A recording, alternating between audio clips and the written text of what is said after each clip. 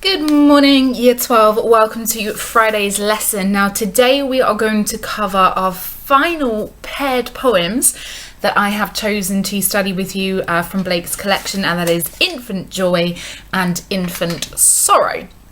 So, obviously, quite logically, we'll begin with the Innocence poem, and that is Infant Joy. So let's take it away. You'll find it on page 68. And let's go ahead and read this very diminutive poem, but of course, as ever, deceptively diminutive. There are lots of ideas we can deal with. Here we go, page 68. I have no name. I am but 2 days old. What should I call thee? I happy am. Joy is my name. Sweet joy befall thee. Pretty joy, sweet joy, but 2 days old. Sweet joy I call thee. Thou dost smile, I sing the while. Sweet joy befall thee. Okay, so it was over before I even started, wasn't it? It was that short. However, don't be deceived, I've covered the bottom half of my anthology, on page 68 with notes here. We are, of course, dealing with the key character of the child, the infant as is named in this poem, and also parental roles and responsibilities. So you may want to pop that at the top of your poem there. That is, of course, going to be the key foci for this. So let's just take a real surface reading. What is it about? So as I've popped here, this poem can, always using those modal verbs in literature because of all the wonderful ideas, it can be read as an imaginary dialogue, conversation, between a mother and her newborn baby. The baby decides, in the opening, and stress upon the baby deciding, that its name is Joy. And so, by extension, the baby seems to very simply embody or personify the abstract noun joy. So the baby names themselves Joy, they are Joy. The mother, in response to this baby's dialogue, this imaginary dialogue of course, is elated at the label and wishes that Joy will thus continue to characterise the infant's life. Yeah, lots of problems, of course. I chose purposefully from one of those stock images on Google of a mother and a baby just looking so happy, so content, so together, so unified, so loved. And of course this is the case for many children today, but we do know contextually in Blake's time children were the most exploited within humanity due to their youth, innocence and vulnerability. Parents were not always as supportive, did not foster a child's creative imagination. So I chose that image with a little pinch of irony for today's poem. So let's take some of the language choices here. There are not that many, so I think it's worth maybe even writing down that we have a limited lexical field in this poem, a very limited lexical field. We have obviously joy repeated many times, and the very simple adjective sweet repeated a fair few times as well. So the poem, my animations are just moving through here at will, sorry about that. The poem begins with the simple declarative, I have no name. So that opening declarative for me suggests that the infant at the start of this poem, at the start of their life even, metaphorically, is totally free from societal restrictions and labels. So you could say, in a positive way, that this infant embodies Jean-Jacques Rousseau's idea of the blank slate of the child at birth, that they are born completely pure and innocent, and they are not born by any Christian Calvinistic notion of, full of original sin. So that could be quite a nice reading to set the poem up. Now the mother uses the imperative quite soon after, sweet joy befall thee, as in, I want all the best for you, all the good things, okay, for you and for your life. So she gives this overt blessing, right? She literally says it in the dialogue, it's an overt blessing. But I think, and remember, the innocent poems always have the shadow of experience upon them. I think that means, though, the fact that she even has to vocalise that wish, that imperative for joy to befall the child, that would suggest for me that there is covert, hidden, behind the scenes, recognition from the mother there. There is a less favourable side to the child's life that they will have to inevitably experience. And so she's wishing and wishing for only good, because she's very aware, potentially covertly, of the dangers that could well befall the child. We'll come back to infant mortality rates in Blake's time on the context slide, because they were very high. So the mother then says, "Thou dost smile, I sing the while." So the imagery here that's evoked in those two complementary clauses is that there is just complete harmony. It's a conflict-free zone and relationship. Okay, the child smiles and the mother sings. Okay, there's this pure state of symbiosis, of contentment, of sanctuary. Now, I did add these up, and joy, the abstract noun, is repeated 6 times. And so that very limited lexical field there is simplistic in terms of it mirroring the childlike innocence of this poem. Sweet as an adjective is repeated 4 times, so not as many, but still a lot when we look at how small, how diminutive the poem is. So again, the simplicity of the mother's wishes. She just wants sweet and joyful things to befall the child. But this is a blinkered, foolish, limited notion. Okay? It leaves the child vulnerable. And of course, that last little imperative, sweet joy befall thee, the child, the infant personifies joy. However, we as readers know that this state of joy is not guaranteed. Okay, so those are your language choices. Pause now if you needed to get some of that down. Okay, structural choices just as important for AO2. Let's take it away. Now, yes, thank you, PowerPoint. Let's take it away. We have, of course, quite an obviously structured poem. It's 2 even stanzas. There are 2 characters in this poem. Both of the stanzas are of even length. Okay, they're both 6 lines in sestets. So there are 2 matching halves of a whole. I want you to pause for a second and think why that might be. What might that mirror? Pause, pop an idea down, go. Okay, so in returning to that idea, 2 matching halves, 2 even sestets, I think, and remember this is a protest text, that this shows the lack actually of hierarchy that's being suggested in this poem. The mother and the child are on even sort of places within this hierarchy. Neither of them is superior. They share a place in this world. So I quite like that. The same could be said maybe for the rhyme scheme. So the rhyme scheme is exactly the same in both 2 stanzas. Can you think of any other reason, Year 12, why the rhyme scheme would be so repetitive, so structured? What else could that mirror? 2 minutes, pause the video, pop an idea down. Okay, so hopefully you had a think. For me personally, I'm going to pop it at the bottom there. It creates a rocking effect, A, B, C, D, D, C. A, B, C, D, D, C. It's like a back and forth, almost a lullaby song-like quality to the poem. So once again, you could say that like a cradle song, this poem structurally and in terms of its rhyme scheme mirrors this quite naive notion of harmony, sanctuary, safety for the child.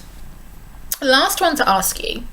There is the repetition of thee as a direct address. It means you in the poem, and it does draw attention to the mother and her role. Why do you think Blake was trying to draw attention in this poem to the role of the parent? Pause the video, pop a bullet point down, go. Okay, the role of the parent. Well, this to me is fairly simple. We know that in Blake's time, parents had responsibility for their children, quite largely so. There was no welfare state. And there was no contraception either, so there were very large families. Now, for me, this mother is very involved in the child's well-being. And of course, I'm sure, I have no doubt, there were so many parents that were like that in Blake's time. We like to avoid sweeping generalisations. But unfortunately, there was quite a lot of rampant failure amongst parents to truly care for their child's needs. And so I think the direct address is repeated just again to really remind us of the great importance of the parental role in the child's life. And then lastly, we have the repetition of the wish, sweet joy befall thee. It acts quite like a refrain, again, just to reinforce the song-like quality. So what are we dealing with context? Keep it quite simple. I mentioned a moment ago about the idea of infant mortality, infant deaths. And unfortunately, sorry for the very morbid subject, but we cannot ignore these tropes and themes in Blake's work. A lot of children died at just a few days old in Blake's time. Lack of sanitary conditions, lack of medical care, poverty, social injustices. This infant is 2 days old. The mother may be so strongly wishing for joy because she is acutely aware of the infant mortality rates in her time. Okay, so just something a little bit more like the shadow of experience that lingers behind this poem. Now, in terms of Blake's intentions, interestingly, we can take some models or lessons for change here because the child names itself. Now, I'm not saying that's necessarily possible, but what I think Blake is trying to portray here is how he wishes to see a person's spirit decide their own fate rather than being so controlled, so bound by societal and religious constructs.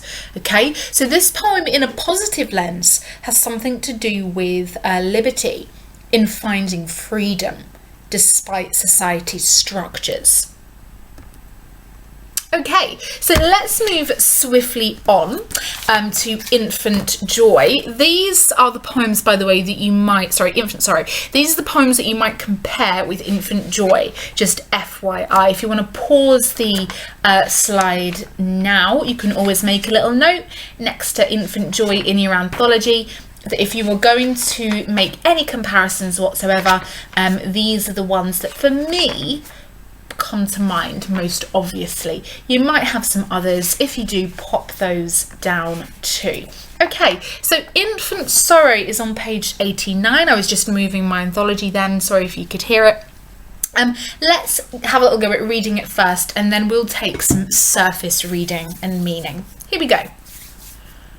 My mother groaned, my father wept.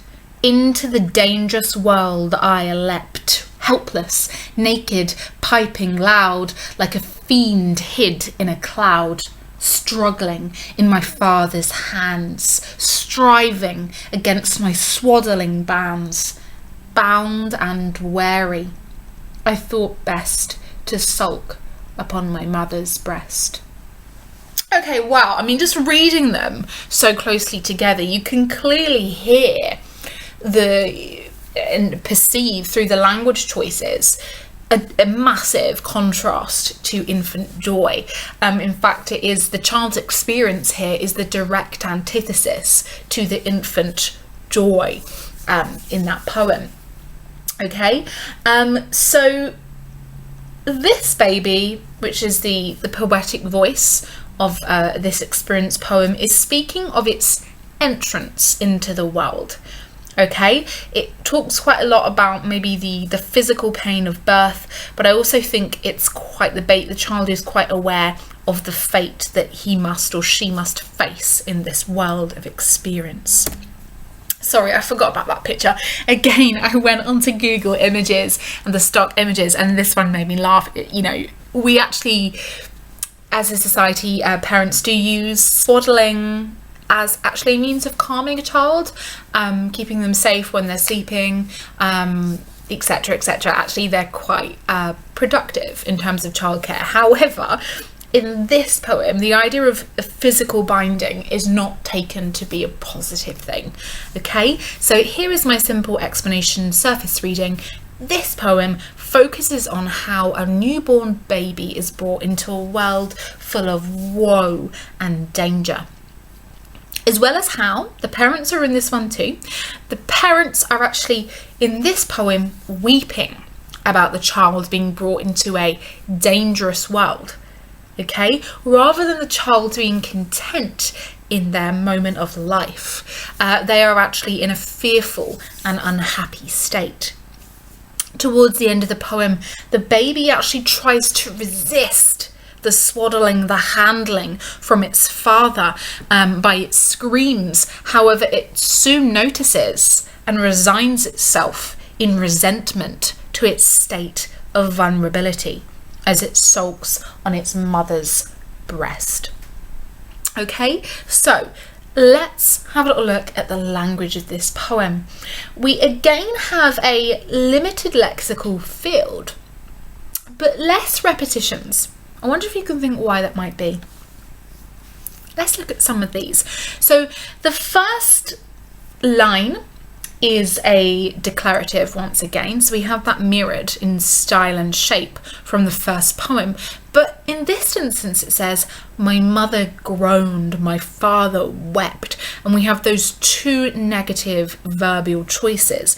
These are, of course, negative responses from the parents, either suggesting the pain of childbirth or the fear that they experience for this newborn babe as it's welcomed into a cruel world. A very cruel world indeed, a dangerous world that is literally labelled as in the second line.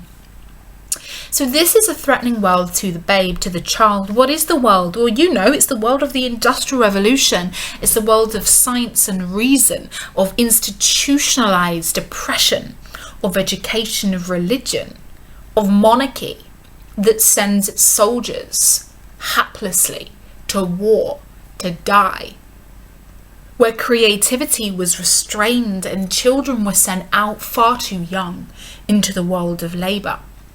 So that phrase, dangerous world, although unassuming at first, you can just take it for granted, when you really think about it, in terms of what I just listed, it was a terrifying world for children in Blake's time, and for the poor too, for the working classes and the underbelly. Now, when the child begins to struggle against its father's hands, and I think we have the father's hands here being representative of a wider reality, syndactically, that idea that you have a single limb or something representing a bigger whole. And I think the father represents, unfortunately, failed responsibility of parents, ineffective parents, and also the cruel wider society. So the child is struggling and striving, and we have here the use of sibilance. Now, the imagery created is one of, again, that hissing snake, the Garden of Eden, of fall from paradise. You could say, quite interestingly, that the only safety and paradise the child was within the mother's womb, where it was quite literally protected via the barrier of the womb itself from the cruel, dangerous world. Okay, the baby is bound and weary. I showed you the image of the swaddling child there, but it's also a metaphor, okay, for the metaphorical sense of being bound to societal expectations as it grows. Pause if you need to. Let's get through this and moving on to structural choices. Again, over to you. 2 stanzas. This time they're both quatrains. They're not sestets. So the stanzas are smaller in this song of experience. Can you think of why? Pause the video, pop a bullet point down. Okay. I don't really feel like I need to tell you that. I feel like you've got a great idea for that one. If you have, drop it in the comments below and I want to hear it. But let's move on. Rhyming couplets. Okay, wept, leapt, loud, cloud, hands, bands, best, breast. So I'm going to give you this one on me. I think the rhyming couplets mirror how the blanklet is so... Blanklet? the blanket, is so tightly wound around the child, it's a restraint. So the rhyme scheme is very structured and rigid as well to mirror that. In the second stanza, we have a slight unexpected moment when we get the child struggling, but unfortunately that is soon and very quickly structurally ended by the passivity and inevitability that the child has to embrace. Okay, nearly there. Lastly then is context. So what are we dealing with here? Nothing really that new. I've mentioned this before. Some Christians in Blake's contemporary world believed that children were born with original sin and therefore evil upon their brow, and they needed salvation from God to be accepted into heaven. And so they would have to strive throughout their lives to burn it off. Really, we have that interpretation in this poem, the other end of the dichotomy. I've said this, but here it is. Blake believes that some parents would mistake their care, their love for the child, by actually repressing them, stifling them, limiting their freedoms. It's a lot like, I guess, Nurse's Song of Experience there. So, this time I'm ending you on 2 tasks this lesson for you to be getting on with. So the first one I want you to do, I did the first Infant Joy Poetry Connections, now you do this one. Which poems pair up especially well with infant sorrow? I've given you some hints already. A quick list, bullet points with why. Okay, that shouldn't take you long. The second task is I need to know and I need to see really that your cue cards are all done and up to date. Okay, so if you could send me a picture of those or just let me know via email, that would be great. They need to be done. And then on Monday, I'm going to place on Edulink, you need to look please, very carefully, the title of 3 poems. You are going to have responsibility to swat up on those poems and to complete the annotations. And then around Wednesday, I will be quizzing your understanding of those poems on Instagram. Okay, via polls and quizzes, and I do expect you to respond to those, okay, because that way I know you've done your work, right? And that way I can share your ideas, because I miss them. I miss your ideas. You've always got my ideas via these videos, but I want to hear what you think now. You've got so much to work with, and I will share your answers via these stories as well. Okay, so you can add to your annotations and hear your class's ideas. So thank you very much, guys. I hope this has been helpful. I will talk to you soon.